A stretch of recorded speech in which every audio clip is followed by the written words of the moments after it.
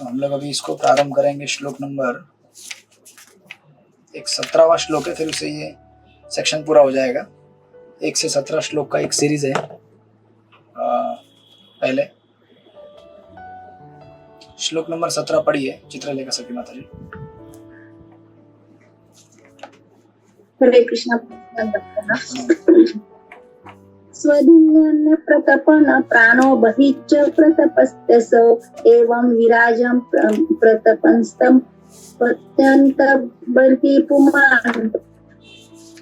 सूर्य आपल्या तेजो किरणांच्या विकासाद्वारे सर्व काही अंतर्बाह्य प्रकाशित करतो, त्याचप्रमाणे भगवंतही आपल्या विराट रूपाच्या विस्ताराद्वारे अखिल सृष्टीतील सर्व वस्तूंचे अंतर्बाह्य पालन करतात। हरे कृष्ण। हरे कृष्ण। तो ये फर्स्ट सेक्शन को कंक्लूड करने के बाद श्लोक नंबर 1 से 17 का सीरीज है।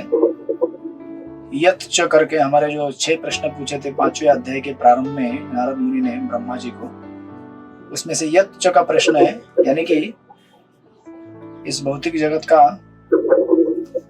भगवान मटेरियल कॉज और इफेक्टिव कॉज, जो हमने लास्ट टाइम देखा था पॉटर के उदाहरण के साथ, जो मिट्टी का घड़ा बनाता है उसका, कि किस तरह से भगवान खुद मिट्टी निर्माण करते हैं और वही भगवान मिट्टी के घड़े को भी बनाते हैं। तो दोनों चीजों बनाने वाले वही है। मतलब इस दुनिया में एक वस्तु अगर कोई निर्माण करता है तो, लेकिन वस्तु के लिए जरूरी सामग्री निर्माण करने वाले हम नहीं होते, बराबर है। हम सामग्री निर्माण नहीं बना सकते, लेकिन सामग्री को मैनिपुलेट करके उसमें से कोई वस्तु बनाते हैं। लेकिन भगवान के मामले में भगवान खुद उस चीज को उत्पन्न करते हैं और वही फिर उस चीज को आकार देकर एक पर्टिकुलर वस्तु बनाते हैं। ये हमने इन श्लोकों में देखा था। और इस श्लोक का ये कंक्लूजन वाला श्लोक है 17वां। इस प्रकार ये सूर्य का उदाहरण दिया है, राइट, कि जिस तरह से सूर्य को जब प्रकाश देना होता है तो सूर्य खुद से नहीं आता है, राइट। अगर समझो सूर्य को किसी दुनिया के कोने में अगर प्रकाश देना, सूर्य वहां नहीं पहुंचता, अपनी किरणें पहुंचाता है। लेकिन सूर्य की किरण और सूर्य दोनों अभिन्न है, राइट। इस तरह से सूर्य अपने माध्यम से ही इस संसार को प्रकाशित करता है। उसी प्रकार भगवान भी इस संसार के क्या है, प्रभुपाद परपड़ में लिखते हैं 3rd लाइन में, सूर्य प्रकाश सारे ब्रह्मांड में फैल सकता है, लेकिन सूर्य प्रकाश का स्रोत सूर्य ग्रह या सूर्य नारायण देव वही है, राइट।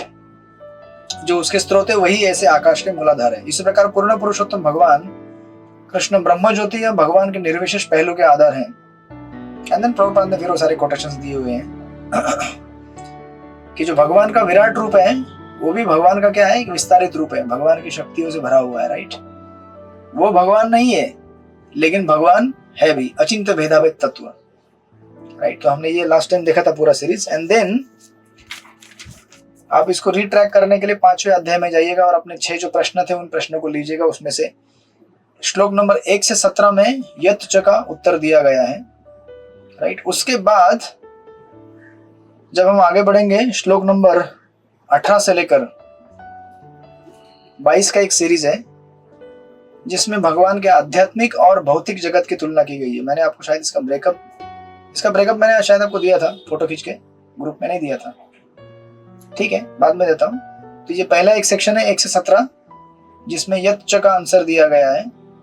और फिर उसके बाद और भी प्रश्नों के उत्तर आगे आएंगे, लेकिन अगले सेक्शन में पहुंचने के पहले ब्रह्मा जी एक्चुअली एक डी टूर लेते हैं, थोड़ा सा ट्रैक चेंज करते हैं, और श्लोक नंबर 18 से 22 में भगवान के आध्यात्मिक जगत और भौतिक जगत की तुलना कराते हैं। तो अभी जब हम इस श्लोक में जाएंगे 18 नंबर, इसको एक्चुअली क्यों ये ब्रह्मा जी सेक्शन ले रहे हैं अचानक? सिंपल क्या है, देखिए भागवतम में कई बार ऐसा आपको दिखेगा कि श्रोता ने कुछ प्रश्न पूछे हैं और वक्ता कुछ उत्तर दे रहा है, लेकिन उत्तर देते देते ये लोग कई बार अपना ट्रैक चेंज कर जाते हैं, और ट्रैक चेंज करके ऐसे कुछ सिद्धांत देंगे आपको जो आध्यात्मिक जीवन के लिए बहुत महत्वपूर्ण है। क्योंकि भागवतम का उदय प्रश्न उत्तर के माध्यम में हुआ है, लेकिन उन प्रश्न उत्तर के बीच में जो स्पीकर को लगता है कि नहीं ये सेक्शन यहाँ पे ऐड करना जरूरी है, ताकि जो उत्तर मैं दे रहा हूं वो और अच्छी तरह समझे श्रोता को, इसलिए ब्रह्मा जी यहाँ पे एक जानबूझकर सेक्शन ऐड कर देते हैं। इवन आप अगर 3रे स्कंद में जाएंगे, जब 3रे स्कंद के बिगिनिंग में ये दिति और कश्यप का जो प्रसंग आता है, हिरण्यकशिपु और हिरण्याक्ष इनका जन्म कैसे हुआ। उस समय देवता जब पूछने आते हैं ब्रह्मा जी को कि कैसे करें हम, ये बहुत तकलीफ दे रहे हैं ये दोनों गर्भ, दिति के गर्भ से। तो ब्रह्मा जी जब स्टोरी बताना चालू करते हैं कि दिति और कश्यप कि इनके जन्म, इनके गर्भ में ये दोनों पुत्र कैसे आए, तो फिर वो स्टोरी जाता है चतुष्कुमार और जय विजय। फिर जय विजय की कथा बताना चालू करते तो पूरा आध्यात्मिक जगत का ही वर्णन चालू करते हैं, पूरा चैप्टर। स्पिरिचुअल वर्ल्ड कैसा है, स्पिरिचुअल वर्ल्ड में कैसे लोग रहते हैं, लक्ष्मी कैसी है वहां पे कैसे पंछी एक दूसरे से, जैसे कोयल गाती है तो भौरे उसको सलामी से सुनते हैं ध्यान से, लेकिन जब भौरे गाते हैं तब कोयल भी चुपचाप बैठती है, सुनती है। ऐसे ईर्ष्या रहित वातावरण है। इस तरह से पूरा आध्यात्मिक जगत का वर्णन देते हैं। कोई बोलेगा अभी प्रश्न का उत्तर क्या था, कहाँ चले गए। बट यही भागवत की मिठास है कि एक पॉइंट को सब्सटेंशिएट करते समय, प्रूव करते समय उससे संबंधित कई व्याख्यान जोड़े जाते हैं ताकि जो टॉपिक कवर किया जा रहा है वो बहुत अच्छी तरह से क्लियर हो जाए। उसी तरह से यहाँ पर ब्रह्मा जी भी जब भौतिक सृष्टि का इतना वर्णन करते हैं, अभी तक तो आपने भौतिक सृष्टि का वर्णन देखा है ना, कि भौतिक जगत कैसे निर्माण होता है। आप लगभग कौन से अध्याय से देखते आ रहे हैं आप, यहाँ पे चौथे और पांचवें अध्याय से देखते आ रहे हैं, राइट। कि स्पेशली पांचवें अध्याय में आपने देखा था कि कैसे क्रिएशन होता है, सृष्टि कैसे बनती है, भौतिक जगत कैसे बनता है। तो आप में से बहुत सारे लोग बोले होंगे भौतिक जगत इतना कॉम्प्लिकेटेड है, ऐसे बना हुआ है, वैसे बना है, महत्त्व प्रधान, प्रकृति के 3 गुण, अहंकार, उसमें से ये एलिमेंट निकलता है, ये निकलता है, क्या मशीनरी है। लेकिन इतना बताते समय आप देखेंगे ब्रह्मा जी अचानक, ये देखिए श्लोक नंबर 18 पढ़िए। अब देखिए श्लोक नंबर 18 किधर गया, रमेश मोदी प्रभु पढ़िए श्लोक नंबर 18। हरे कृष्ण हरे कृष्ण। सोऽमृतस्य भयसेषु सत्यमन्नं यत् ज्ञात महिमेष ततो ब्रह्मन् पुरुषस्य दूरतया। पूर्ण पुरुषोत्तम भगवान अमरता तथा निर्भयता के नियंत्रक है और वे भौतिक जगत के मृत्यु तथा सकाम कर्मों से परे है। ये नारद, ये ब्राह्मण, इसलिए परम पुरुष के यश का अनुमान लगा पाना कठिन है। हरे कृष्ण। देखिए अभी जैसे कभी कभी अगर किसी टीचर को कुछ टॉपिक पढ़ाना होता है, जैसे अगर छोटे बच्चे को अगर गणित पढ़ा रहे हैं तो बोलते देखो बेटा 2 + 2 ऐसा ऐसा होता है और 2 × 2 इतना होता है, और सो छोटा छोटा गणित जो बताते हैं। तो उसको अगर अप्रिशिएट कराना है, कभी भी कंपैरिजन लगता है, राइट। तो दूसरे का गणित ऐसा है, लेकिन उसको अचानक बोलेंगे साइन कॉस थीटा, बोलेगा कौन सा थीटा, कौन सा साइन, कौन सा कॉस, ये सब क्या है। तो टीचर बताते कि देखो बड़ा हो गया ना तो ये सब सीखने को, ये बहुत कॉम्प्लिकेटेड और इससे भी खतरनाक गणित है ये। तो बच्चा का जो अप्रिशिएशन है, मतलब उसको फिर क्या लगता है, अच्छा ये मतलब मैं जो गणित सीख रहा हूँ ये मतलब छोटा बड़ा गणित है क्या, इससे भी बड़ा गणित है। हाँ, इससे भी बड़ा गणित है। ये जो गणित सीख रहे हो तो बच्चों का है, मतलब अभी बच्चे ही हो आप, राइट। तो ब्रह्मा जी क्या करते हैं यहाँ पे, बोलते हैं कि देखो इतना सारा भौतिक जगत का वर्णन किया कि भौतिक जगत ऐसा है वैसा है, लेकिन ये मत सोचो नारद, ये नारद को बता रहे हैं, नारद तुम ये मत सोचो कि भगवान केवल इस भौतिक जगत को ही नियंत्रित करते हैं। नहीं, भगवान इस भौतिक जगत से परे और एक जगत है उसको भी नियंत्रित करते हैं। ये मत सोचना कि केवल इतना ही है क्या भगवान के जुरिडिक्शन में, अभी उसका वर्णन, इसलिए इस सेक्शन को एक्चुअली एक पाद विभूति वर्सेस त्रिपाद विभूति कहते हैं। यानी कि भौतिक जगत 75% है और भौतिक जगत 25% है और आध्यात्मिक जगत 75% है। यानी पूरा सेक्शन आगे इसी को कवर करेगा इन आने वाले श्लोकों में। तो जब यहाँ पे ब्रह्मा जी बोलते हैं कि पूर्ण पुरुषोत्तम भगवान अमरता तथा निर्भयता के नियंत्रक है, राइट। तो अभी आपको अमरता और निर्भयता कहाँ मिलेगी? भौतिक जगत में मिलेगी अमरता और निर्भयता? बिल्कुल नहीं मिलेगी। अमरता और निर्भयता कहाँ मिलती है? आध्यात्मिक जगत में, राइट। इसलिए आगे ब्रह्मा जी कहते हैं वे भौतिक जगत के मृत्यु तथा सकाम कर्मों से परे हैं। ये मत सोचना कि कंपनी का बहुत बड़ा मालिक, उसके कंपनी में बनने वाला एक छोटा सा कहीं एक सेक्शन है, समझो एक स्टील का फैक्ट्री है, उसमें से स्टील को पॉलिश करने वाला एक सेक्शन है। तो ऐसा मत सोचना कि वो अगर उस सेक्शन को बनाया, उसने तो सारा सेक्शन बनाया है, बट ये नहीं होता है कि केवल उस एक सेक्शन से वो अटैच रहता है या फिर सोचता है कि अरे यहाँ कितना इंपॉर्टेंट काम हो रहा है। अरे वो छोटा मोटा काम है, इससे बड़े बड़े काम हो रहे हैं इस फैक्ट्री में, बहुत बड़ा फैक्ट्री है। उसी प्रकार भगवान के लिए ये जो भौतिक जगत है, इसलिए आगे कहते हैं वो, हे नारद, हे ब्राह्मण, इसलिए परम पुरुष के यश का अनुमान लगा पाना कठिन है। क्यों कठिन है? ये छोटा सा एक भौतिक जगत है, इसमें इतने सारे ब्रह्मांड जैसे उत्पन्न हुए, हमने देखा है कॉम्प्लिकेटेड मशीनरी, ये वो ऐसा ऐसा करके उत्पन्न होता है, आप इसको ठीक से समझ नहीं सकते। तो फिर भगवान ने जो आध्यात्मिक जगत है 75% इसका कई गुना ज्यादा, उसको कैसे समझोगे आप? यानी कि भगवान का जो महानता है वो केवल एक छोटे से ट्रैक ऑफ लैंड को कंट्रोल करते हैं और इसको ये करते हैं, इससे स्थापित नहीं होता है। इससे भी बहुत बड़ा बड़ा चीज भगवान मतलब बनाए हैं आध्यात्मिक जगत में। इसलिए यहाँ पे कह रहे हैं कि भगवान के यश का गुणगान करना इसलिए क्या है, इतना आसान नहीं है।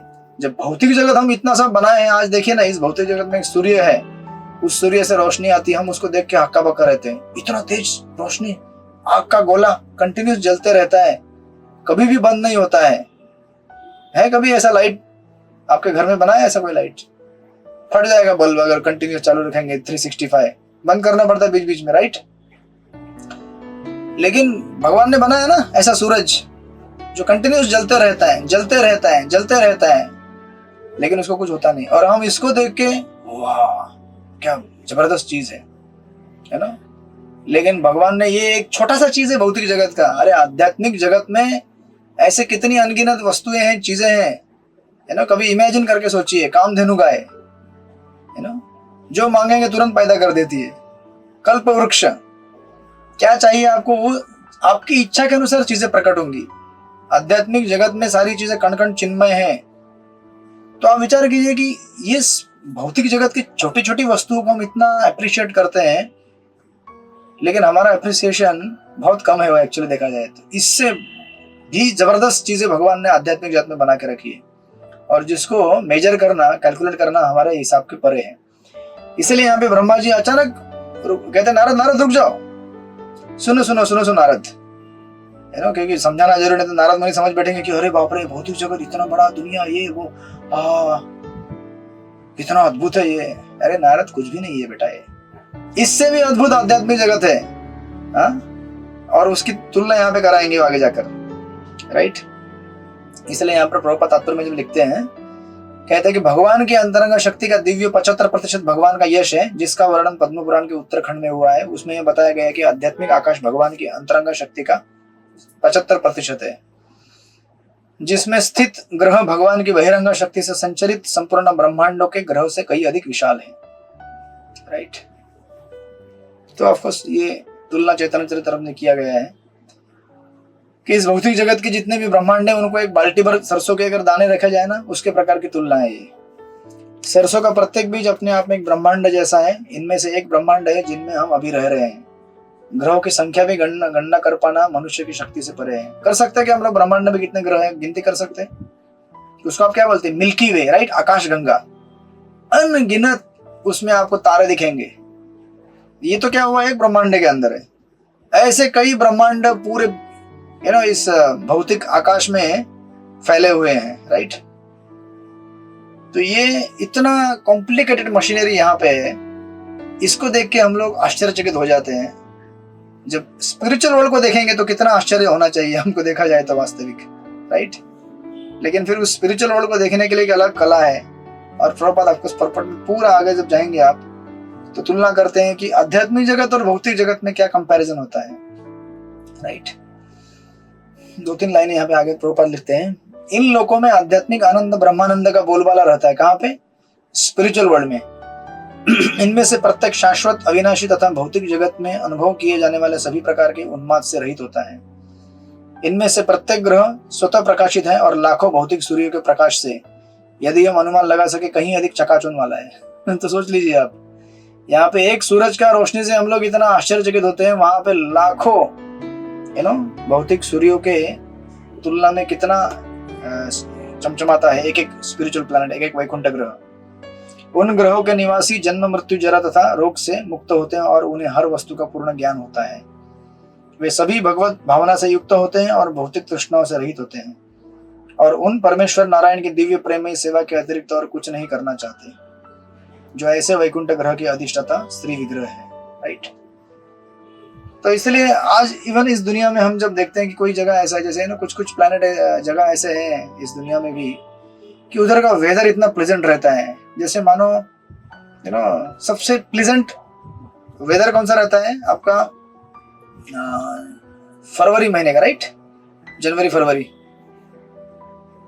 का ज्यादा करके, ना ज्यादा ठंडा ना ज्यादा गर्म, शांत वातावरण एकदम, जिसमें कभी ज्यादा लोग बीमार भी नहीं गिरते, ज्यादा पसीना भी नहीं आता, ज्यादा ठंडी भी नहीं होती, भूख भी बराबर लगती है, ज्यादा प्यास भी नहीं लगती है ना। ऐसा लगता है कि ऐसा ही होना चाहिए लेकिन इस पृथ्वी में भी ऐसी कुछ जगह हैं, जैसे मतलब कुछ भारत के कुछ ऐसे किस्से रहेंगे या फिर कुछ ऐसे हिल स्टेशन रहते हैं, वहां पे कंटिन्यू सेम वेदर रहता है कॉन्स्टेंटली ऑलमोस्ट। तो हमको लगता है कि वाह क्या जगह है ये, ऐसी जगह में जाऊं जहाँ पे गम ना हो, जहाँ खुशी हो, वो गाने गाते हैं आप लोग, तारा राम पम पम क्या क्या गाने गाते हैं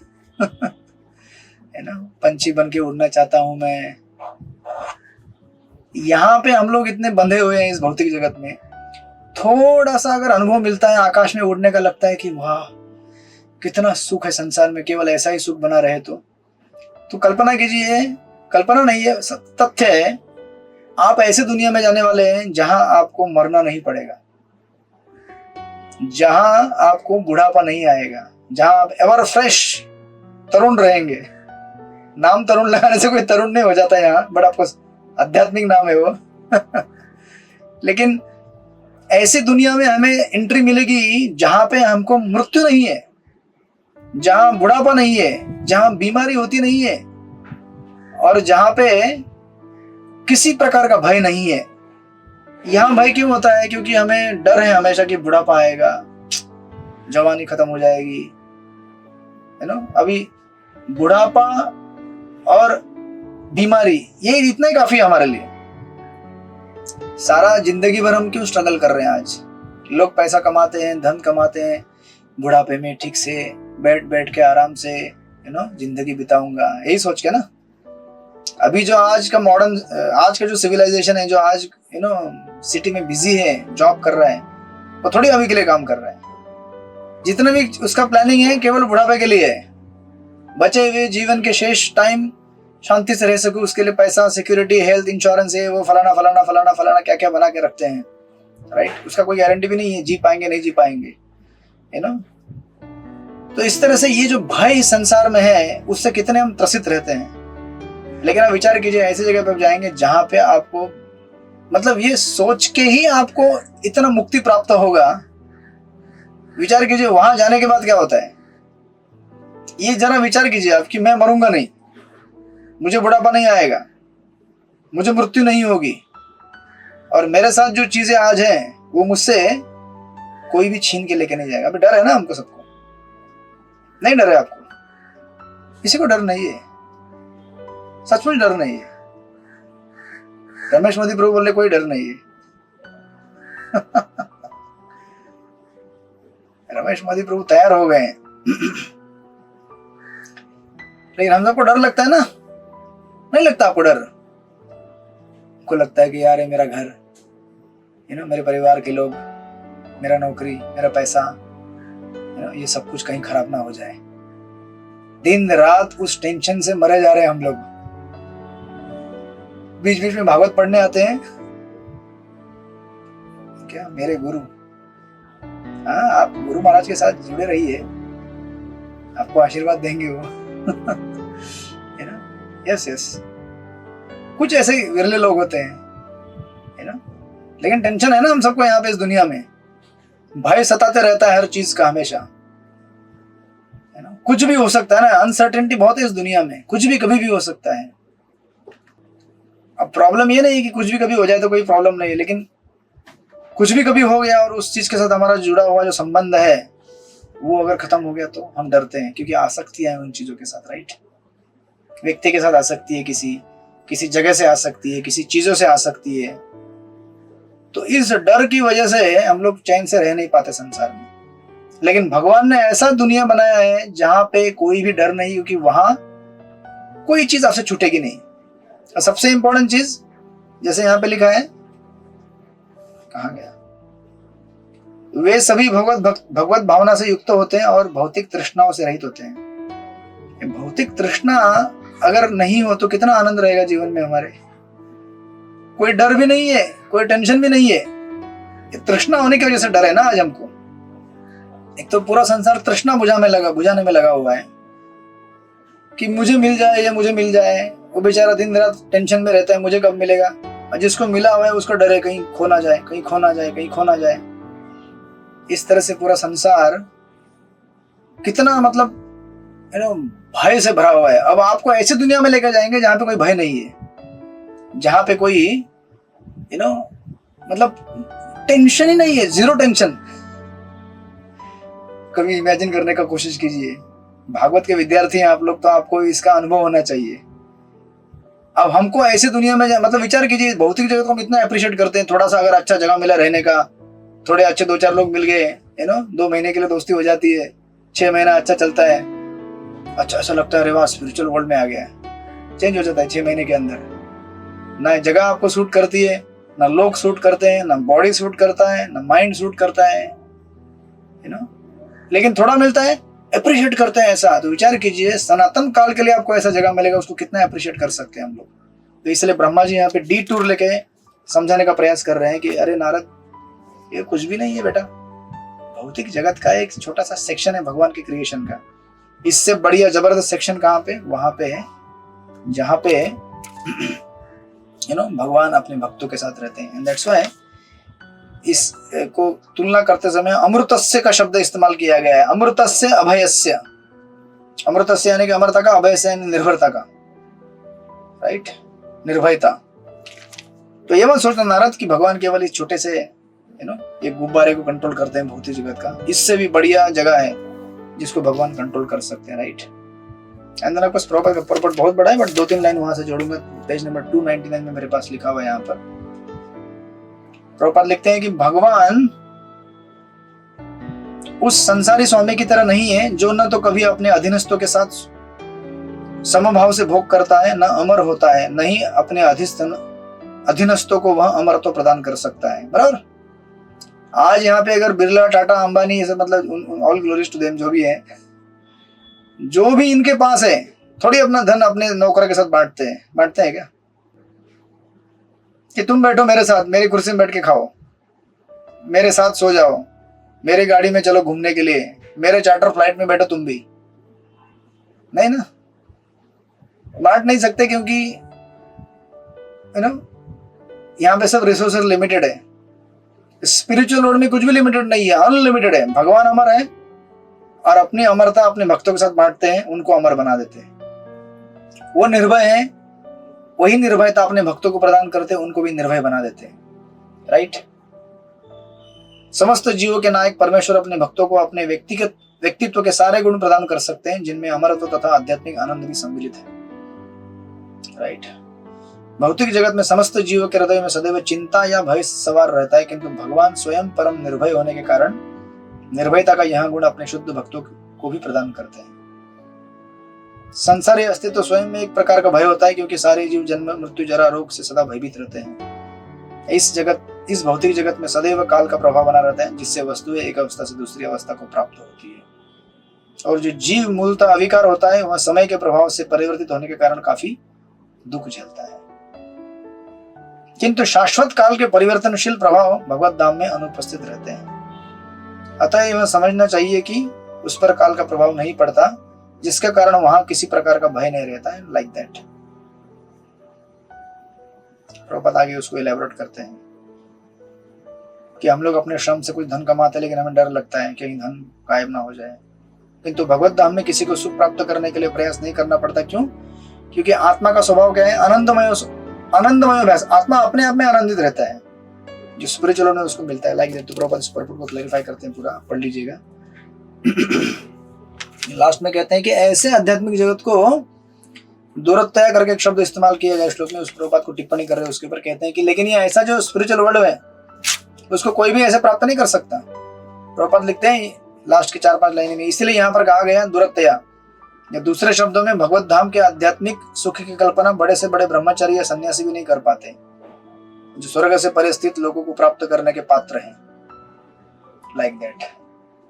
तो इसलिए ब्रह्मा जी है ना अपना प्रचार करते करते एक डिटूर लेकर प्रचार कर ही देते हैं कि नारद चलो इस्कॉन टेम्पल चलते हैं, आपके घर से थोड़ा अलग है वो, आपके घर में कलह होता है, क्लेश होता है ना, लड़ाई झगड़े होते हैं, या आपके घर में सदैव हमेशा पिक्चर के गाने बजते रहते हैं जिसकी वजह से वातावरण इतना पवित्र होता है आपका कि आपके अंदर इतना सौहार्द है घर के सारे मेंबर के अंदर।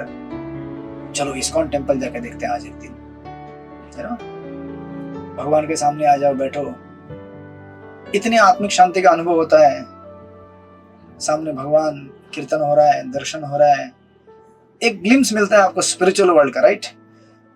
सो लाइक दैट ब्रह्मा जी इसको यहाँ पे इंट्रोड्यूस कर रहे हैं। एंड देन आगे कहते हैं 19वें श्लोक में, अभी नाउ 18वें श्लोक में ये बताया उन्होंने तो अभी आगे इसमें कहते हैं कि ये दो जगह हैं, आध्यात्मिक और भौतिक, राइट। उसको और देखिए 19 नंबर पढ़िए, सृष्टिपति प्रभु पढ़िए श्लोक नंबर 19। प्रभु जी धन्यवाद प्रणाम।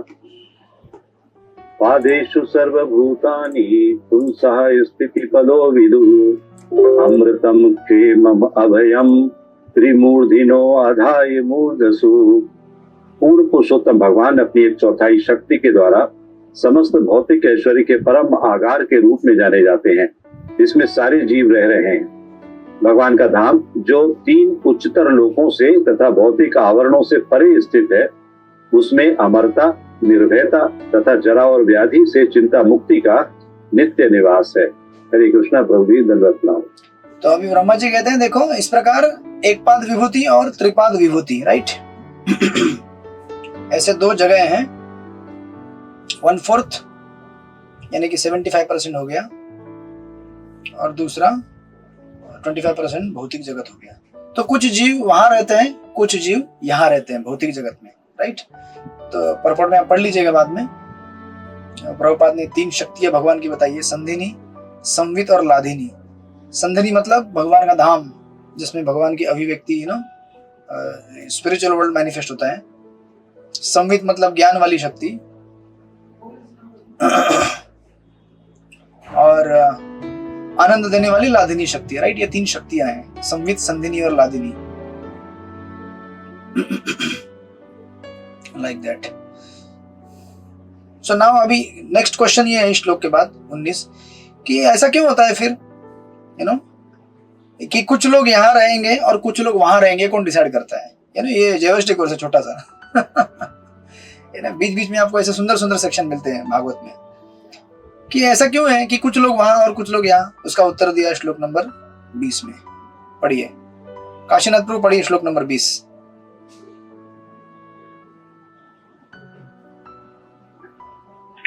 हरे कृष्ण।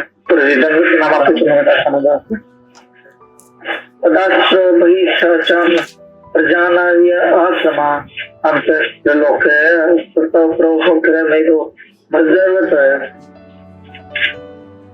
आध्यात्मिक जगत जो भगवान की 3/4 शक्ति से बना है, इस भौतिक जगत से परे स्थित है और यह उन लोगों के निमित्त है जिनका पुनर्जन्म नहीं होता।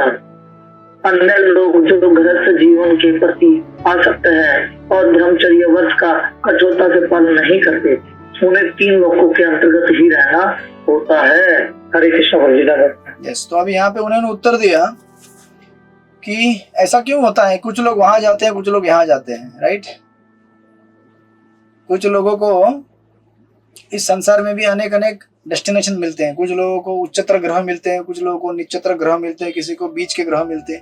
ये 3 लोग मतलब बेसिकली पाताल लोक, मर्त्यलोक और स्वर्गलोक, भौतिक जगत 3 डिवीजन, राइट।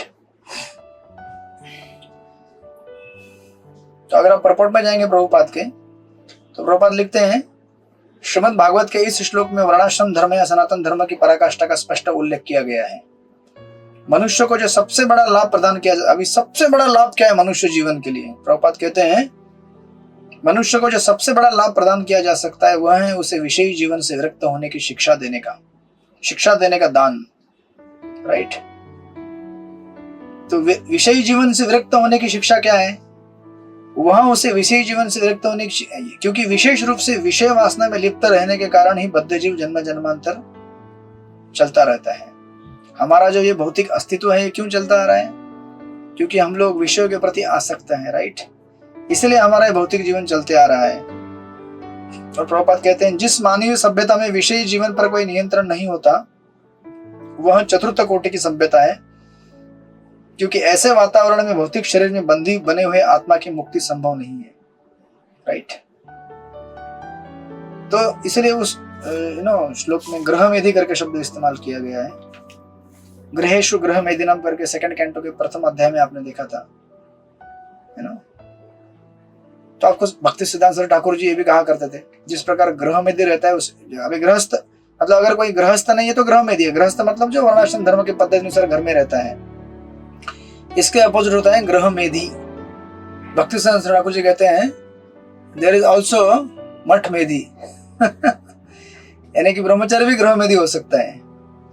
तो वो कहते हैं कि मठ मेधि मतलब मठ में रहता है लेकिन भौतिक इच्छा और भौतिक आकांक्षाओं को लेकर रहता है, तो वो भी कैसा हो गया? ग्रह मेधि जैसे ही हो गया। मठ मेधि कहते हैं उसको। भक्ति बड़े कड़क शब्दों में वो निंदा करते हैं कि आप अगर आश्रम में रहते हैं, ब्रह्मचर्य आश्रम में, लेकिन अगर आपका उद्देश्य भौतिक जीवन को क्या करते हैं उसको मतलब अपने इंद्रियों की तुष्टि करना है, आराम से खाओ पियो सो जाओ आराम करो, तो क्या हो गया? वो मठ मेधि हो गया। He can't become मतलब ब्रह्मचारी ही कैन बिकम। सिमिलरली गृहस्थ लाइफ में भी जो व्यक्ति केवल अपने इंद्रियों की तुष्टि के लिए घर में रहते हैं उनको ग्रह मेधि कहा गया है, राइट। और ये इसी की वजह से, ये भौतिक माइंडसेट की वजह से हम लोग इस संसार के बंदी बने हुए हैं। बेसिकली हमें अपना माइंडसेट चेंज करना है। इसलिए प्रभुपाद का पूरा परपोर्ट इसी के ऊपर है। अगर आप सेकंड पैराग्राफ में जाएंगे तो प्रभुपाद लिखते हैं मनुष्य जीवन का सर्वोच्च लाभ प्रदान करने के लिए वर्णाश्रम प्रणाली में अनुयायियों को ब्रह्मचर्य आश्रम से ही ब्रह्मचर्य व्रत धारण करने की शिक्षा दी जाती है। इसलिए हमारा जो स्कूल कॉलेज है वो कहाँ से बिगिन होता है? Control the senses.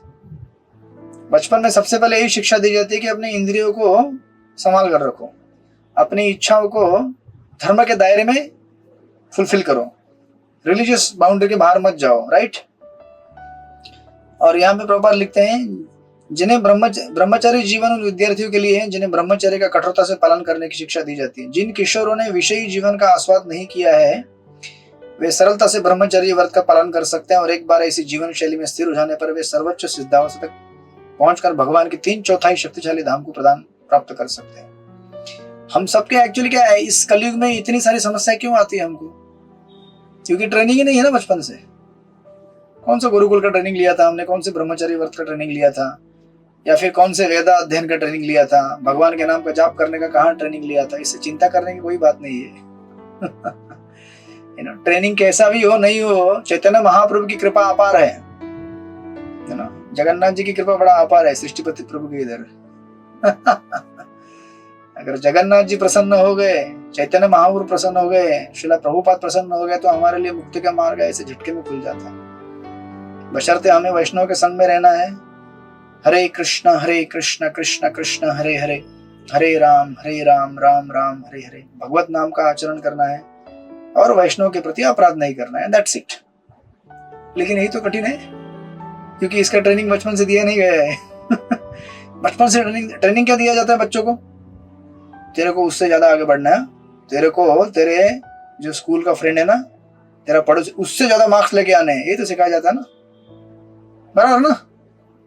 प्रसन्न किशोरी माता जी क्या सिखाते हैं आप लोग स्कूल में? यही सिखाते हैं ना। ज्यादा से ज्यादा तेरे को मार्क्स मिलने चाहिए, वो बंटी से ज्यादा तेरे को मिलने चाहिए मार्क्स, और जितने ज्यादा मार्क्स उतना एक्स्ट्रा आता है उसका। भौतिक जगत पूरा किससे भरा हुआ है? ईर्ष्या से भरा हुआ है, राइट। तो हमको यही सिखाया जाता है, तो फिर अभी क्या करें? आध्यात्मिक जीवन में आने के बाद भी वही ट्रेनिंग हमारा पॉपअप होता है। उस भक्त से ज्यादा मुझे करना है, और नहीं होगा तो भी दिखाना है। बाहर की दुनिया में क्या है, नहीं रहेगा उतना प्रगत तो भी दिखाना है कि मैं इतना प्रगत हूं। सो इस तरह से बिकॉज ऑफ ये सब छल कपटता की वजह से सिंपल दिया है महाप्रभु ने फॉर्मूला, हमको कुछ ज्यादा करने का जरूरत नहीं है ना। चैतन्य महाप्रभु ने कहा जगन्नाथ का प्रसाद खाओ जगन्नाथ जी आए कलयुग में, लो भाई तुम भूखे हो, खाओ भरपेट, देता हूं तुमको जितना खाना है उतना। इसलिए जगन्नाथपुरी में भगवान जगन्नाथ का इतना प्रसाद बढ़ता है, इतना बढ़ता है, इतना बढ़ता है कि कोई भी मतलब किसी भी टाइम गए आनंद बाजार खुला रहता है, जाओ। और कभी पैसे भी नहीं है तो वहां मांगो, देते लोग आप, है ना। इतना भरपेट प्रसाद है, और प्रसाद खाओ, भगवान का नाम लो। प्रोसेस इज वेरी सिंपल, लेकिन हम लोग कॉम्प्लिकेटेड है, क्योंकि हमारा रहन सहन इतना कॉम्प्लिकेटेड रह चुका है, बचपन से ट्रेनिंग नहीं है।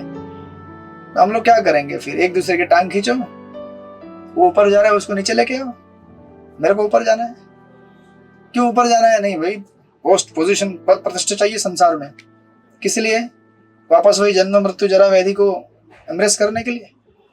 इसलिए भागवत के जितने भी परपोर्ट्स है ना प्रभुपाद ने लिखे हुए, they are more relevant even then sometime translation also. Translation में आपको वो चीज नहीं मिलेगी जो परपोर्ट में मिलेगी प्रभुपाद के। या तो कभी कभी क्या है, इन सब सारे सेक्शन को हमने पिछली बार भी डिस्कस किया था, अब टेक्निकल सेक्शन है, थोड़ा पढ़ लो, यहाँ वहाँ समझ लो, छोड़ ऐसे छोड़ देते लोग। परपोर्ट पढ़िए ना, परपोर्ट में कितना क्लैरिफिकेशन दे रहे प्रभुपाद, बार बार पुनः। इसेंस से भटकना नहीं है हमको। सारांश क्या है, भौतिक जगत दुखमय है, यहाँ रह के आप अपने आप को सुखी बनाने की चेष्टा कर रहे हैं, सबसे बड़ा भ्रम है वो, है ना। और आप बोलेंगे तो 1000 बार सुना है हमने, वही सुनते आ रहे हैं, सुबह से लेकर रात तक वही सुनते हैं प्रभुपाद के लेक्चर में। इतना सुनने के बाद भी रजिस्टर नहीं होता है, मतलब कितना सुनना है हमको, जरा सोच लीजिए, है ना। तो आज अगर सुनते हैं तो अगले है ना शाम तक चलता रहता बैटरी। भौतिक जगत खतरनाक है, यहाँ पे नहीं रहना हमको। जैसे श्रवण बंद कर दिया, वही सुना हुआ है, तुरंत बैटरी डाउन, मेमोरी डाउन। इसीलिए हमको कंटिन्यूस सुनना जरूरी है, कंटिन्यूस, बिल्कुल गैप लाने देना नहीं है हमको। भले 5 मिनट हो 10 मिनट हो, सुनिए, डेली सुनिए, प्रयास कीजिए सुनते रहने का। बार बार रिमाइंडर होता है, बार बार रिमाइंड होता है, जब करना है अच्छे तरह से। लड़ाई झगड़ा नहीं करना है भक्तों के साथ, अनावश्यक इंद्र तृप्ति नहीं करनी है, क्योंकि हमें भगवान के पास जाना है, भगवान से प्रेम करना है, राइट। तो इसलिए प्रभुपाद यहाँ पे एकदम ऐसा लग रहा है कि ब्रह्मचारी लेक्चर दे रहे हैं यहाँ पे कोई बोलेगा तो ब्रह्मचारी क्लास है क्या, क्योंकि इंद्रिय नियंत्रण तो सबके लिए है। जिसको भगवत धाम जाना है सबको कंट्रोल करना पड़ेगा अपने सेंसेस को, है ना। इसलिए हमारे हल्दर महाराज कहते थे ना कि हर एक को एक ना एक दिन ब्रह्मचारी बनना ही पड़ता है चाहे वो गृहस्थ हो या चाहे ब्रह्मचारी हो, कोई भी हो, मठ में भी हो, ग्रह में भी हो, कोई भी हो, हम कोई भी हो संसार में, हमको एक दिन एक डिसाइड करके निकलना पड़ेगा कि हमको अभी इंद्रिय तृप्ति से दूर होकर भगवान की इंद्रियों की तृप्ति करनी है, राइट। So like that. और लास्ट का अगर देखेंगे आप परपट, तो प्रपट का और हेवी परपट है। प्रपट लिखते हैं लास्ट के ना, लास्ट पैराग्राफ जो है परपट का, उसके लास्ट पैराग्राफ के 4-5 लाइन में, या पहले से, जो गृहस्थ तथा जो व्यक्ति जानबूझकर ब्रह्मचर्य व्रत भंग करते हैं वे अमरता के साम्राज्य में प्रविष्ट नहीं हो सकते। पवित्र गृहस्थ या भ्रष्ट योगी को, फिर वो गीता का कोटेशन दिया है, सुचिनाम श्रीमताम गे योग भ्रष्ट समझाए थे उसको, इस तरह से जन्म प्राप्त होगा। तो लेकिन प्रभुपाद आगे कहते हैं, वानप्रस्थ तथा सन्यासी यदि वे इस विधि में सफलता चाहते हैं तो इस ब्रह्मचर्य व्रत को खंडित नहीं कर सकते। ब्रह्मचारी वानप्रस्थ तथा सन्यासी ने न तो पुनर्जन्म चाहते हैं, न ही वे लुक छिपकर विषयी जीवन में लिप्त होते हैं। ऐसे अध्यात्मवादी भ्रष्ट होने पर विद्वान ब्राह्मण या धनी परिवारों के परिवार में पुनः पुनः मनुष्य जन्म धारण करते हैं, जिससे पुनः वो ऊपर उठ सके। लेकिन आगे प्रभुपाद कहते हैं कि मनुष्य योनि जैसे ही प्राप्त हो, हमें इतना सीरियस होना चाहिए। प्रभुपाद कहते हैं, भगवान चैतन्य ने अपने अनुयायियों को ब्रह्मचर्य पालन करने की शिक्षा देने में अत्यंत कट्टर थे। उन्होंने अपने एक निजी सेवक छोटे हरिदास को ब्रह्मचर्य व्रत पालन न कर सकने के लिए कठोर सजा दी थी, राइट। अतएव जो अध्यात्मवादी भौतिक दुखों से परे के लोक में जाने का इच्छुक है, उसके लिए जानबूझकर विशेष जीवन में लिप्त होना आत्मघात से भी अधिक होगा। और सन्यासी के लिए तो विशेष रूप से सन्यास आश्रम में विशेष जीवन धार्मिक जीवन की सर्वाधिक विकृत रूप है। और ऐसे पथभ्रष्ट व्यक्ति की रक्षा तभी हो सकती है जब भाग्यवश उसकी भेंट किसी शुद्ध भक्त से हो सके। तो आपको प्रभुपाद को जब है ना उनके डिसाइबल ने पूछा था कि प्रभुपाद तो अगर है ना छोटा हरिदास के साथ चैतन्य महाप्रभु ने इतना स्ट्रिक्टली बिहेव किया, तो प्रभुपाद ने कहा कि लेकिन मैं नहीं कर सकता क्योंकि मैं चैतन्य महाप्रभु नहीं हूँ, राइट। तो Prabhupada is compassionate, Prabhupada merciful हैं, लेकिन हमें उनकी मर्सी और कंपैशन का अननेसेसरी फायदा नहीं उठाना है। एक्सीडेंटल हैजार्ड हो सकते हैं बट इंटेंशनली हैजार्ड नहीं होने चाहिए, राइट।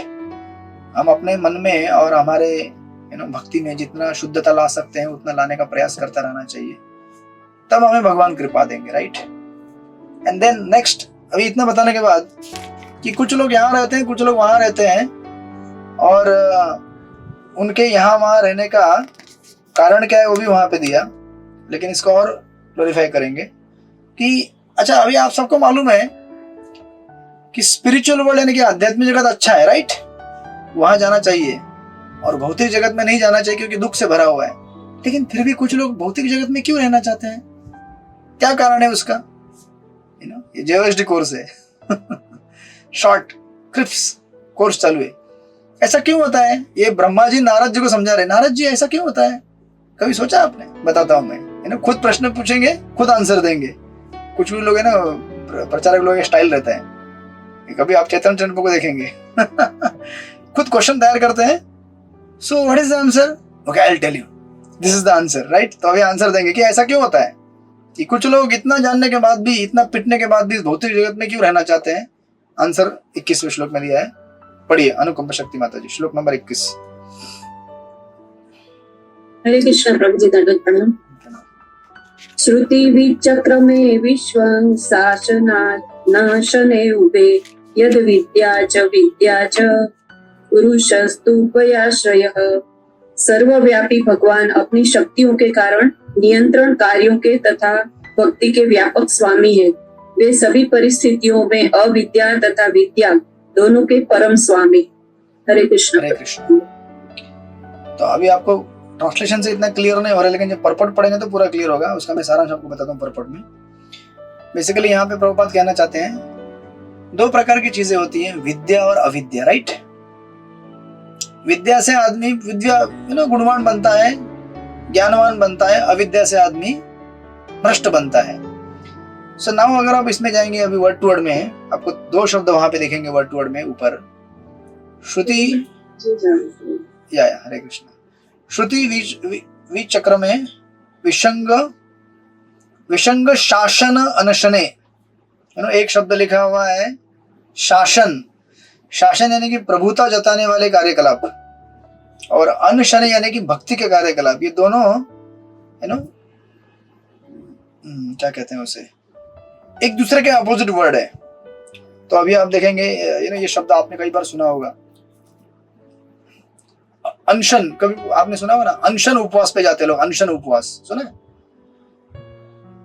अनशन यानी कि उपवास करना, कुछ नहीं खाना। इसका अपोजिट होता है अशन यानी कि खाना, राइट। तो एक शब्द हो गया है। सो अभी अगर आप इसको अगर जोड़ेंगे, हमारे दो मार्ग होते हैं आध्यात्मिक जीवन में। एक मार्ग को कहा जाता है निवृत्ति मार्ग, दूसरे मार्ग को कहा जाता है प्रवृत्ति मार्ग। निवृत्ति मार्ग मतलब ऐसा मार्ग जो हमें इंद्रिय तृप्ति से और जीवन की आसक्तियों से दूर लेके जाता है, दैट इज निवृत्ति मार्ग, पाथ ऑफ डिटैचमेंट। और इसके अपोजिट पाथ है पाथ ऑफ अटैचमेंट। उसको शब्द दिया गया यहाँ पे शासन। शासन यानी कि वर्ड टू वर्ड में दिखेगा आपको शासन। शासन यानी कि प्रभुता जताने वाले कार्यकलाप, राइट। मतलब basically controlling and enjoying mentality. हम लोग संसार को क्या करना चाहते हैं? कंट्रोल करना चाहते हैं। संसार को हम लोग एंजॉय करना चाहते हैं, राइट। उसको कहते हैं पाथ ऑफ अटैचमेंट, और दैट इज कॉल्ड प्रवृत्ति मार्ग। तो निवृत्ति मार्ग से हमें क्या प्राप्त होता है? निवृत्ति प्राप्त होती है, मुक्ति प्राप्त होती है। और प्रवृत्ति मार्ग से हमें आसक्ति मिलती है। आसक्ति की वजह से हम लोग इस भौतिक जगत में बद्ध हो जाते हैं। तो इसीलिए अभी ये प्रश्न क्या था, श्लोक नंबर 20 के बाद प्रश्न यह था कि आध्यात्मिक जगत को जानने के बाद भी इतना सुंदर जगह है, इतना अच्छा जगह है, लोग क्यों नहीं जाते वहां पे? जैसे आप लोग कई बार मंदिर के कार्यक्रमों के लिए पैम्पलेट बांटते होंगे ना, सत्संग कार्यक्रम है, आइए हमारे मंदिर में सत्संग है, हमारे कांग्रेगेशन में आइए। समझो आपके टाउन में अगर 10,000 लोग हैं, अगर आपने पैम्पलेट 10,000 के 10,000 लोग भी बांटे, कितने लोग आते सत्संग में? उधर मैं जहां जाता हूँ खोपोली में, उसकी संख्या लाखों में कहते हैं टाउन की। सत्संग ग्रुप में खाली 100-150 लोग हैं, वो भी व्हाट्सएप ग्रुप में। प्रोग्राम में आते हैं 40, 50, 60 लोग, मैक्सिमम 70 लोग आते होंगे। मतलब लाखों में इतने ही लोग आएंगे मुट्ठी भर। मुझे पता है कि यहाँ सत्संग होता है, बहुत अच्छी जगह है, यहाँ पे सिखाया जाता है, आनंद आता है भगवान का कीर्तन करके, भगवान का दर्शन करके, है ना। लेकिन कुछ ही लोग उसमें आएंगे, क्यों? उसके कारण यहाँ पे दिए गए हैं। तो इसका कारण क्या है? इसका कारण है हम किस मार्ग में आसक्त हैं, उस मार्ग के अनुसार हम विचरण करेंगे। हम अगर निवृत्ति मार्ग में है तो निवृत्ति टाइप हमारा व्यवहार होगा। अगर हमारा आचरण प्रवृत्ति टाइप है, मतलब पाथ ऑफ अटैचमेंट है, तो हम लोग अटैचमेंट में रहेंगे, राइट। इसलिए जब यहाँ पे ट्रांसलेशन आपको इतना क्लियर नहीं हो रहा है, लेकिन अब पर्पट में पढ़ेंगे बाद में आपको क्लियर होता जाएगा, राइट। ना अभी इन दोनों को विद्या और अविद्या से कैसे जोड़ा जाएगा? तो अभी आप देखिए, इस संसार में भटकते भटकते भटकते भटकते कुछ जीव ऐसे होते हैं जिनको क्या मिलता है? विद्या मिलती है, राइट। जब विद्या मिलती है तो वो लोग क्या करते हैं? अनशन पे उतर जाते हैं। किसी पे अनशन करना है हमको भाई। किसका अनशन करना है? हमें अपनी इंद्रियों को कुछ भी नहीं खिलाना है। अनशन उपवास पे चल रहे हैं हम लोग। That is called path of detachment. ऐसे लोग जाते हैं त्रिपाद विभूति यानी कि स्पिरिचुअल वर्ल्ड में। तो आप देखिए 3 कॉलम आपके बनेंगे यहाँ पे, 3 कॉलम बनाइएगा बाद में। एक कॉलम है क्वालिफिकेशन, दूसरा कॉलम है पाथ, तीसरा कॉलम है डेस्टिनेशन। क्वालिफिकेशन यानी कि योग्यता, दूसरा पाथ यानी कि हमारा मार्ग, और तीसरा हमारा डेस्टिनेशन क्या होगा। तो अगर हम लोग विद्या के मार्ग में है, मतलब क्वालिफाइड है हम लोग विद्या के लिए, तो हम लोग हमारा पाथ क्या हो जाएगा? अनशन वाला यानी कि निवृत्ति मार्ग वाला। हमारा डेस्टिनेशन क्या हो जाएगा? स्पिरिचुअल वर्ल्ड, त्रिपाद विभूति। इसके अपोजिट अगर हमारा डेस्टिनेशन हमारा क्वालिफिकेशन अविद्या वाला है, हम लोग अविद्या में है, तो हमारा मार्ग क्या हो जाता है? शासन वाला होता है यानी कि प्रवृत्ति मार्ग वाला होता है। इसकी वजह से हम लोग कहाँ जाएंगे? डेस्टिनेशन एक पाद विभूति यानी कि भौतिक जगत में रहेंगे। जो सिंपल भगवान का है ना, ब्रह्मा जी ने बहुत सुंदर उत्तर दिया कि इतना जानने के बाद भी कुछ लोग भौतिक जगत में क्यों रहते हैं, आध्यात्मिक जगत क्यों नहीं जाते? क्यों? क्योंकि कुछ लोग ऐसे हैं जो लोग विद्या से घिरे हुए हैं, वो लोग अनशन पे उतर जाते हैं, आंदोलन करते हैं अपने इंद्रियों के साथ कि हमें आपका भरण पोषण नहीं करना है, हमें भगवान की इंद्रियों का भरण पोषण करना है, बाकी प्रसाद भगवान जो देंगे उतना आपको देंगे, उसमें संतुष्ट रहना, ज्यादा हल्ला गुल्ला मत करना, जब करने देना, है ना। समझाते हैं अपने मन को समझाते हैं, अपने इंद्रियों को समझाते हैं, बोलते चुपचाप रहना, ज्यादा शोर किया तो जो मिल रहा है वो भी बंद कर देंगे, खाना पीना। तो आप सपोर्ट करते हैं, इंद्रिया भी सपोर्ट करते हैं, मन भी सपोर्ट करते हैं भगवान की कृपा से। ये लोग जाते हैं स्पिरिचुअल वर्ल्ड। इसके अपोजिट जो अविद्या में है वो शासन करते हैं। शासन यानी कि कंट्रोल, मुझे कंट्रोल चाहिए इस चीज के ऊपर, ये इतना भोग के लिए सामग्री चाहिए। वे लोग बेचारे फंस जाते हैं प्रवृत्ति मार्ग में, path of attachment, and then they remain in the material world. Now अभी इसमें एक क्वेश्चन आपको जोड़ा जाएगा कि किसी को विद्या मिलती है, किसी को अविद्या मिलती है, कौन डिसाइड करता है? किसी को विद्या मिलती है, किसी को अविद्या मिलती है, कौन डिसाइड करेगा? है ना। ये इन दोनों का अलग अलग, मतलब ये ऐसे कैसे होता है? सिंपल आंसर है इसका। विद्या किसको मिलती है? आपको विद्या कहां से मिलती है बताइए? आप लोग को विद्या कहां से मिली? हम लोग भी तो संसार में भटक रहे थे ना, यहाँ वहां। विद्या अनशन से, हाँ अनशन से, बराबर है। अनशन सेकंड स्टेज में, लेकिन अनशन करना है ये समझाया किसने? समझाया आपको? वैष्णव की कृपा से। तो मतलब अनशन करना है ये तो पक्का है, लेकिन अनशन क्यों करना है ये हमें कौन समझाया? गुरु की कृपा से। नहीं, कुछ कुछ ऐसे होते हैं उनको पहले से सेल्फ, अनुपमा शक्ति माता जी सेल्फ इनसाइड भी, वो ऐसे भी होते हैं, उनको अंदर से मालूम पड़ता है कि नहीं नहीं हमको अनशन करना है। राइट। लेकिन हम में से बहुत सारे लोग ऐसे हैं जो है ना, ब्रह्मांड भ्रमित कोण भाग्यवान जीव, गुरु कृष्ण प्रसादे पाए भक्ति लता बीज। यहाँ वहां सड़क में यहाँ वहां घूम रहे थे, है ना, आवारा मटर गश्ती कर रहे थे, यहाँ वहां किसी वैष्णव ने देखा, इधर आओ, अरे बोल इधर आओ प्रभु, ये बुक पढ़ोगे? कौन सी बुक है ये, क्या है? No interest, please get out from here. लेकिन इंटरेक्शन हुआ ना, वैष्णव के साथ कोई भी इंटरेक्शन होने दो, पॉजिटिव नेगेटिव इम्पैक्ट तो पड़ता ही है कॉन्शियसनेस के ऊपर। फिर नेक्स्ट टाइम मेरे को तो पहले, सबसे पहले ईशोपनिषद बुक दिया था यहाँ पे ट्रेन में मुंबई में, मुझे पता भी नहीं था। बोले क्या किताब है ये ईशोपनिषद, क्या है? कुछ लेना देना नहीं भगवान के बारे में। ठीक है, भगवान को मानते थे, सब भगवान को मानते थे, काली को, दुर्गा को, गणेश जी को, इसको उसको, सबको, कृष्ण को भी मानते थे, सबको मानते थे, कुछ लेना देना नहीं है। हाँ ठीक है, बोलो विश्वोपनिषद क्या किताब है, अच्छा ठीक है, शायद मैंने खरीदा था वो बुक, पता नहीं था क्या है, बट पुस्तकें पढ़ने का इंटरेस्ट था। यहाँ वहाँ के दुनिया के फालतू की बहुत सारे पुस्तकें पढ़ते थे हम लोग, फ्रेंच रिवॉल्यूशन, हिटलर की बायोग्राफी, मुसोलिनी की बायोग्राफी, इसकी बायोग्राफी, दुनिया भर के कचरा। तो हमने सोचा चलो कोई बुक है, ले लिया, कुछ लेना देना नहीं था, बट पता नहीं कहाँ से वो बुक रखी थी। बाद में फिर धीरे धीरे धीरे धीरे कैसे भक्तों का संपर्क हुआ, तो कोई भी इंटरेक्शन डिवोटे के साथ हो जाए उससे स्वीकृति पैदा होती है। भले आपने बुक ना पढ़ा, लेकिन उसका एक बुक तो लिया आपने, खुश हो गया होगा ना, एक बुक डिस्ट्रीब्यूट हो गया वो डिवोटी खुश हो गया, मेरा एक बुक डिस्ट्रीब्यूट हो गया, हरि बोल। दूसरे दिन टेम्पल में अनाउंस हुआ होगा, है ना, उस प्रभु के नाम से एक बुक डिस्ट्रीब्यूट हो गया, उसको आनंद मिला। जब उसको आनंद मिला तो भगवान को आनंद मिला कि एक डिवोटी खुश हो गया। डिवोटी के खुश होने का कारण क्या है, बुक उसने बांटा है। भले बुक हमने देखिए, मतलब स्पिरिचुअल पोटेंसी इतनी है कि आपने किसी से पुस्तक खरीदा, आपको समझ में आया नहीं आया बुक, आपने खरीदा ना बुक, उससे उसी से उसको सुकृति मिल गई और आपको भी मिल गई। क्योंकि एक्चुअली देखा जाए तो स्पिरिचुअल नॉलेज ऐसे जनरेट नहीं होता है। आप बोलेंगे मैंने बुक ली, पढ़ ली, मैं से स्पिरिचुअल मिलेगा, प्रभुपाद की किताबें स्पेशल है, but spiritual knowledge generated by the pleasure of the Lord. जब भगवान प्रसन्न होते हैं, वैष्णव प्रसन्न होते हैं, अपने हृदय के अंदर दिव्य ज्ञान हृदय प्रकाशित हो। अब तो गुरु पूजा में रोज गाते ही है उसको, है ना, दिव्य ज्ञान हृदय में प्रकाशित हो जाता है। इसलिए हमें याद रखना चाहिए कि है ना, अभी मैं एक जगह ये भागवतम पढ़ा रहा था, आपने नोट्स लेके बैठा था भक्ति वैभव के एक ग्रुप को। हाँ, तो एक वो माता जी बोलने लगी कि मैंने कहा कि आपने पढ़ा क्या भागवतम, जो पिछले समय हफ्ते हमने 8-9 श्लोक पढ़े थे, है ना, आपने पढ़े कि नहीं तात्पर्य? बोले प्रभु जी हमने पढ़ा, लेकिन सब कुछ भूल गए हम लोग। बोला कोई बात नहीं, आपने पढ़ा ना, उससे मुझे खुशी हुई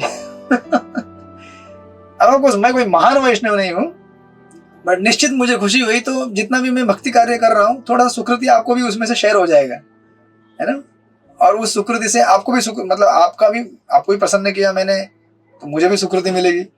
परस्पराणु कथनम कहते हैं ना भागवतम में, एक दूसरे को भागवत कथा पढ़ा के सुना के, इस तरह से हमें आगे बढ़ना है। समझे नहीं समझे आप पढ़िए। प्रभुपाद ने जब इंस्ट्रक्शन हमको दिए हैं कि read my books daily, chant 16 rounds, हमें केवल उनके इंस्ट्रक्शन फॉलो करने हैं। इतना करने से प्रभुपाद प्रसन्न होते हैं ना, तो फिर हमारा बेड़ा पार।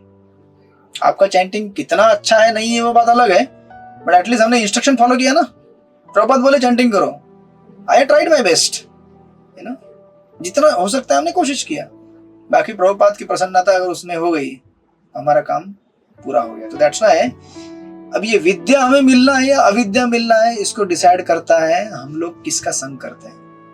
अगर हमारा भाग्य अच्छा है, हमें वैष्णव मिलते हैं, तो हमारे जीवन में विद्या ही विद्या होगी। इसलिए देखिए, जो लोग हमेशा, है ना, किसी न किसी सीनियर ड्यूटी को पकड़ के रखिए। आपके जीवन में कोई ना कोई एक ऐसा सीनियर वैष्णव होना चाहिए जिससे आप इंस्पायर्ड हैं और हमेशा आप उसके साथ रहते हैं। मतलब not that physically you live, but उनके वचन सुनते रहते हैं आप, उनके चरित्र पढ़ते रहते हैं, उनके मार्गदर्शन में रहते हैं। उससे आपको कंटिन्यूअस एक मतलब एक कनेक्शन बना रहता है निवृत्ति मार्ग के साथ। इसलिए हमको हमेशा एक चीज याद रखना चाहिए, मैं भले कितना भी गया गुजरा हूं या कुछ भी हूं, मेरा अगर एक कनेक्शन है किसी भक्त के साथ, सिंसियर सीरियस, मेरा बेड़ा पार हो जाएगा एक दिन, है ना। जैसे हम लोग, फिर आप गुरु महाराज के प्रवचन सुनते रहिए, या प्रभुपाद को पकड़ के रखिए, उनकी किताबों को पकड़िए, या कोई दूसरा सीनियर वैष्णव है उनको पकड़ के रखिए, बड़ा जरूरी है ना। नहीं तो फिर क्या होगा, इनको नहीं पकड़ेंगे तो किसी न किसी को तो पकड़ना ही है हम इस संसार में, राइट। क्योंकि हमारा स्वभाव है किसी न किसी की पूजा करना, किसी को ग्लोरीफाई करना, उसका संग करना। तो अगर आप इनको नहीं पकड़ेंगे तो क्रिकेट स्टार को पकड़ लेंगे, बोलेंगे यार इंडिया 2020 वर्ल्ड कप जीत गया है, 1 महीना तक जब ही नहीं होगा उसको देखते रहेंगे, अरे बाप रे कैसे कैच पकड़ा था उसने। तो ठीक है, हो गया वो 1-2 दिन के लिए मनोरंजन हो गया, लेकिन अभी जिंदगी में आगे बढ़ना है ना। ये निवृत्ति मार्ग, प्रवृत्ति मार्ग में जाना है ना, तो आपको कोई आध्यात्मिक आपके पास एक होना चाहिए आइकन, जिसको आप पकड़ के रखे हैं। तो इसलिए ये सुंदर इस श्लोक में निरूपण किया उन्होंने, यद विद्या च विद्या च, राइट, जो समस्त परिस्थितियों की वास्तविक विद्या तथा अविद्या दोनों के परम स्वामी है, राइट। सर्वव्यापी भगवान अपनी शक्तियों के कारण व्यापक अर्थों में नियंत्रण कार्यों के तथा भक्ति में सेवा के स्वामी। तो संघ ऑफ डिवोटी डिसाइड्स हम लोग किस पाथ पे रहेंगे, विद्या या अविद्या, उससे डिसाइड होगा हम अनशन करेंगे या राशन खाएंगे। उस शासन को राशन लिखना चाहिए। शासन लिखा है ना वहां पे राशन लिख दीजिए, तो बेचारा अनशन करने के बजाय राशन खाते बैठेगा। तो इट्स वेरी सिंपल एक्चुअली देखा जाए तो। स्पिरिचुअल तत्व तो बहुत आसान है, हमें केवल संग करना है ऐसे वैष्णव का जो हमें स्पिरिचुअली मार्गदर्शन करते रहे बस, फिर हमारा विद्या बना रहेगा। विद्या बनेगा, अनशन होगा, त्रिपाद विभूति में गारंटी हम लोग पहुंचेंगे, राइट। तो ये सारांश देखिए, इसलिए प्रभुपाद के पर्पट इतने इंपॉर्टेंट है। ये पर्पट पूरा प्रभुपाद ने लिखा, हम इसको कल देखेंगे। It is so important to be associated with spiritual personalities. कल हम इसको देखते हैं, आगे मिलाएंगे इसको कल। हरे कृष्णा। 22वें श्लोक से कल स्टार्ट करेंगे। श्रील प्रभुपाद की जय। श्रीमद् भागवत महापुराण की जय। वंशा कल्पतरुभ्यश्च कृपा सिन्धुभ्यो हरे कृष्ण। हरे कृष्णा। हरे कृष्णा प्रभु जी, प्रणाम। तो मैं इसी मीटिंग में कंटिन्यू करूंगा, नेक्स्ट मीटिंग। हरे कृष्णा।